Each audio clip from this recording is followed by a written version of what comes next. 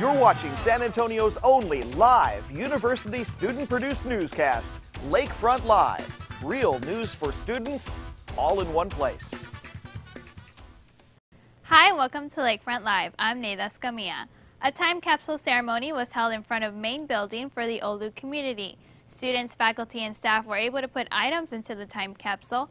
President Jane Ann Slater wrote a letter to the future president of the university. Other items from students included t-shirts, pictures, a gas receipt, and money from Mexico.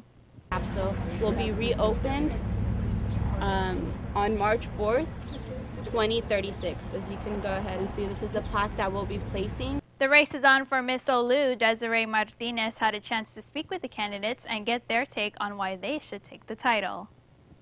I see pageants as a joke, but Miss OLLU candidate and president of Alpha, Elda Barajas, is taking the pageant very seriously. I believe it's something more than a crown. It's somebody that other students can look up to, and I think I've been very active on school. I've been very involved with different organizations. Elda's competition includes Priscilla Gomez, a Delta Xi News sister who believes Miss OLLU should reach out to the community as well as the campus. I think Miss OLLU should be somebody that represents the school in a good way, that represents all the core values that the university has to offer, and one of them being like community service and being in a lot of organizations and giving back to the community. Treasurer of the Criminal Justice Society, Kendra Jowers, didn't want to do the pageant at first, but she had a change of heart after her friends convinced her otherwise. So then I decided to do it. And I think because it's like a great honor to represent such an awesome school, and like I think everybody should know about it, and I think this is a great opportunity to be able to put OLLU out there. The girls will compete for the crown on March 27th in Theory Auditorium. The pageant begins at 8 and admission is free. Reporting for Lakefront Live, Desiree Martinez. The library has gone mobile. Self-Interest Library has announced the launch of the mobile version of its website. Students can access resources such as the catalog, view library hours, and ask questions, all on their smartphones.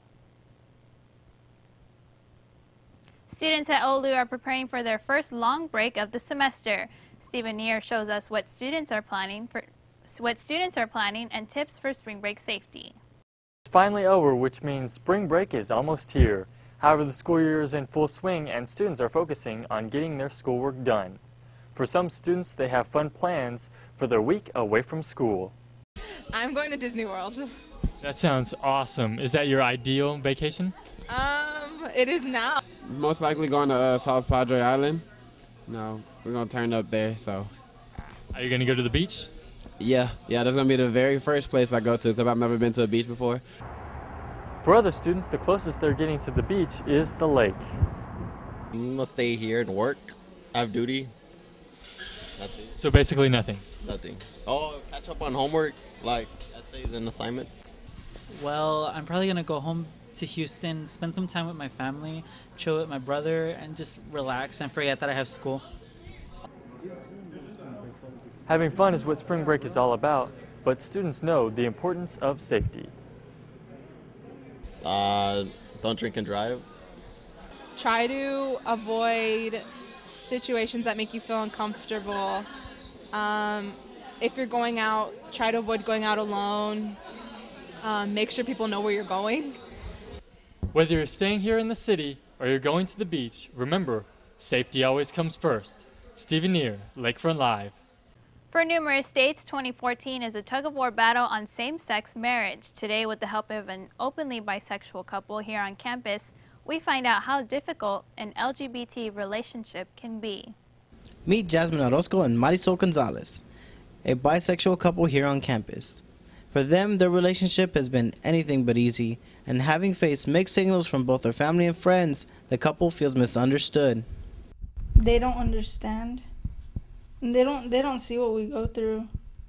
Having strangers judge them was one thing, but when their parents started to judge them, things took a turn for the worse. When Marisol's parents found out that she was bisexual, they kicked her girlfriend Jasmine out of the house. I went through trying to figure out where to stay, and I went through homelessness pretty much because of it, which someone should never have to go through. Following the incident, Marisol's parents decided they needed to be more tolerant of their daughter's lifestyle but that tolerance has its limits. My mom said, I can't see anything on Facebook. We can't publicize anything. And it sucks because everyone else gets to and we don't. While it's certainly not the easiest lifestyle to live, things are looking up for couples like Marisol and Jasmine because Texas recently struck down the ban on same-sex marriage, claiming it unconstitutional. Hopefully in the future we can get married here in Texas and not have to leave out of state to get married, because where we get married is where we'll have to live, because our marriage could be illegal in another state. For couples like Jasmine and Marisol, a brighter future is all they can hope for. I'm Ruben Renteria. The crisis in Ukraine seems to be far from over. Earlier in the week, the Ukrainian government had asked the U.S. and other allies for help after more than 16,000 Russian troops had invaded the province of Crimea just off the Ukrainian peninsula. But now lawmakers in Crimea are in favor of breaking off from the Ukraine and joining Russia. They hope this would help de-escalate the tension. Russian President Vladimir Putin says he has the right to use military force to protect the ethnic Russians under threat in the Ukraine, but Ukrainian officials say Putin made that an excuse to take over the region. Former Secretary of State Hillary Clinton compared Putin's actions to Adolf Hitler in 1939. The U.S. is considering sanctions, and the Kremlin is threatening to seize U.S. assets in Russia.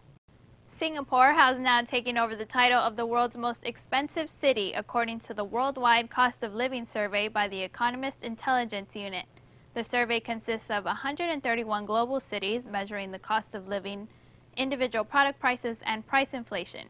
The report is released twice a year, and last year, Tokyo had the #1 spot but has dropped to 6th place.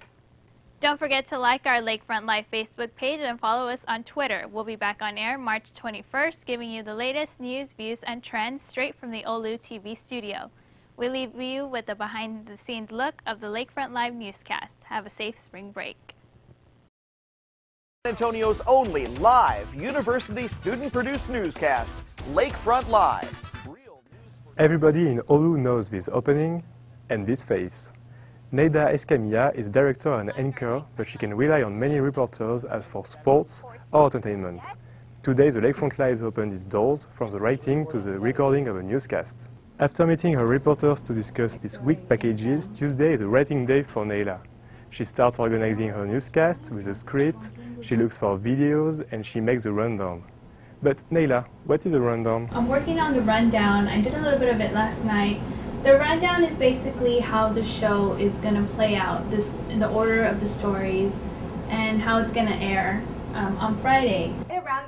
Entertainment is recorded on Wednesday, and on Friday, Michael Thompson, the TV studio's technicians, has to wake up early because Friday is... It's crazy day, so that's where got to get everything ready to go, and then we go. It's only 8:37 a.m., so there's nobody, but in 1 hour, Neida will be recording her newscast here in the anchor parts of the studio.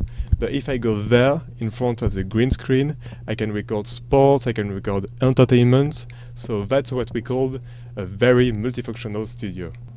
Once everybody is ready, we can start recording the newscast. Neida records her anchor takes and packages are edited after in editing. It's always a challenge for Neida, who wants to record it in one take. Definitely pressure off when we're done with the newscast, just to see everything put together from, writing the script to actually saying it on the prompter. Maxime Glorieux for Lakefront Live.